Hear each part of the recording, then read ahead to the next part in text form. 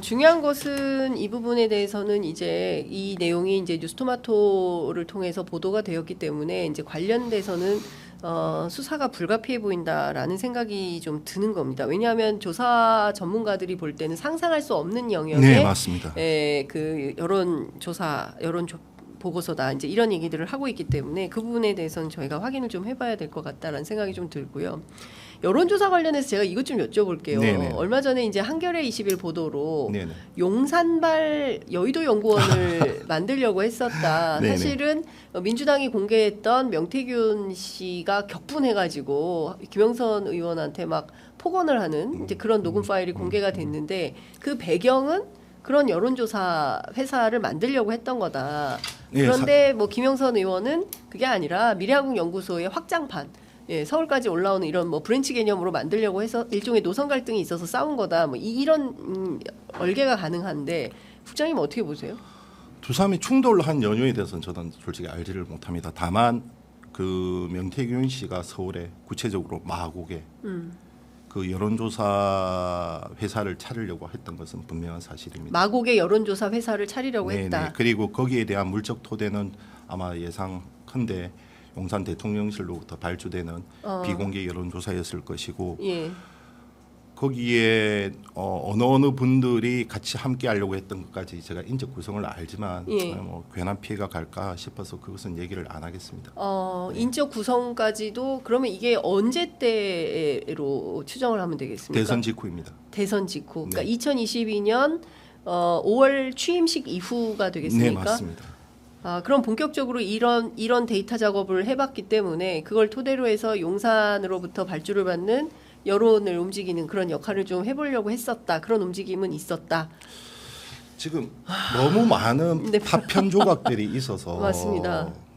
명태균이라는 사람의 실체와 이것에 대해서 혼돈을 할 수도 있는데 시청자분들께서 그 부분은 분명하게 봐주셨으면 좋은 게 명태균은 여론조사를 떼놓고 생각을 해서는 안 됩니다.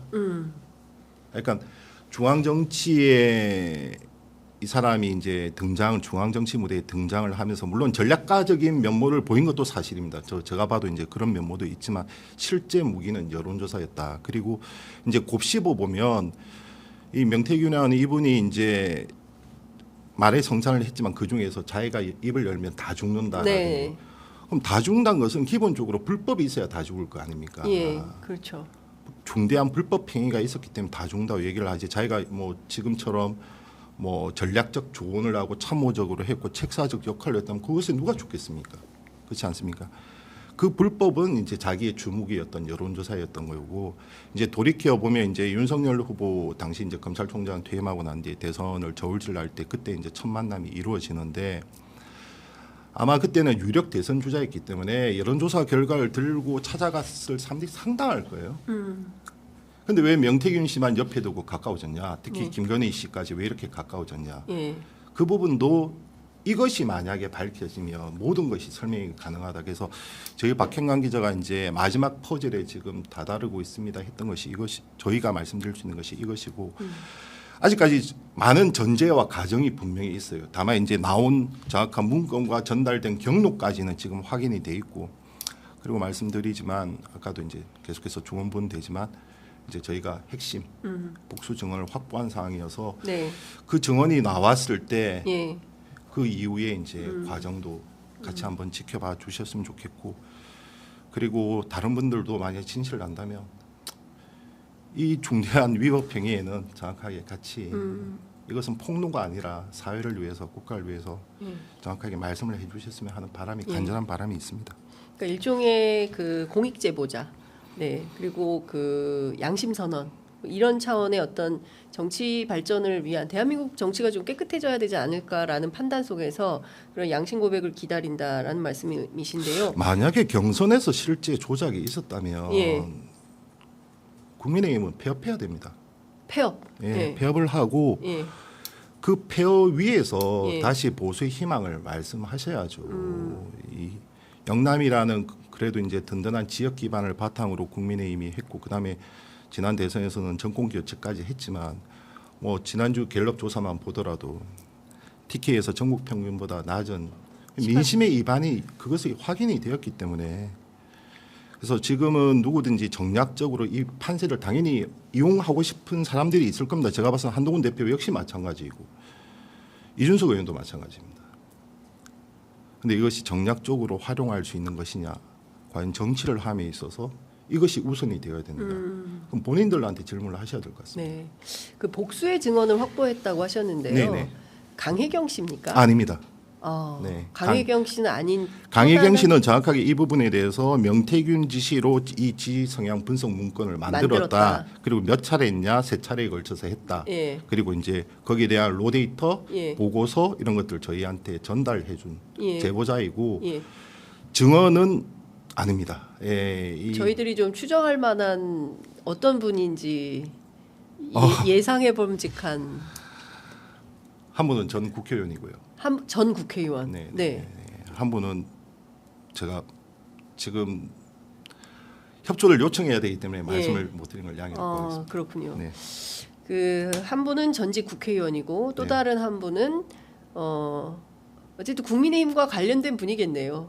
한 분은 21대 국회의원이었습니다. 한 분은 21대 국회의원이었다. 네. 한 분은 21대 국회의원이었고 또 다른 한 분의 복수의 증언을 확보했고 그 추가 보도는 그 이분들의 결심 여하에 따라서 네. 빠르면 이번 주, 빠르면 다음 주입니다. 빠르면 다음 네. 주 네. 예, 보도가 나올 전망인 것입니다.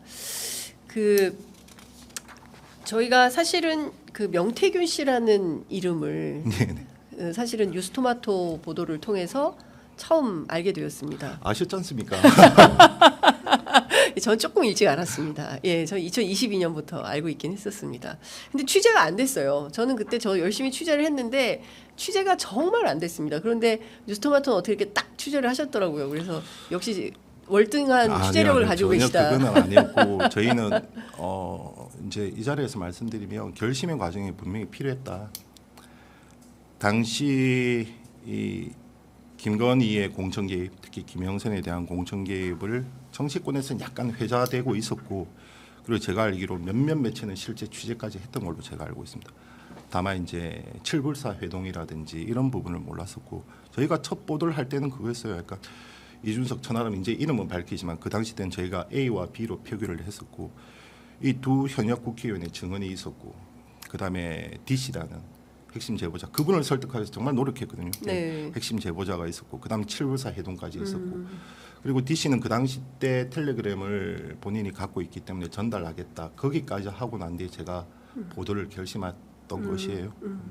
근데 이제 하고 나니까 왜 텔레그램이 없냐 이렇게 하는데, 그걸 저희한테 물어서는 안 될 것 같고, 거기에 대한 법적 책임은 제가 지겠다라고 생각을 하고 분명히 네. 보도가 나갔던 것입니다. 근데 그 이후에 이제 과정들을 보면 이제 너무 많이 놀라셨잖아요. 약간 아니 대통령 목소리가 나왔습니다.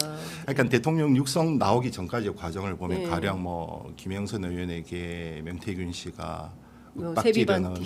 그리고 세비반띵이라든지, 저도 맨 처음에 이런 사실들 접하면서 다 안 믿겠어요. 저는 예. 지금 이 경선 조작 혐의까지 저는 아직은 안 믿고 있습니다. 그런데 제가 접하고 증언 들었던 것들이 모두 다 사실로 밝혀지니까 이 추악한 민낯을 마주하는 기자로서, 아니면 또 한삼의 국민으로서 비참합니다. 네.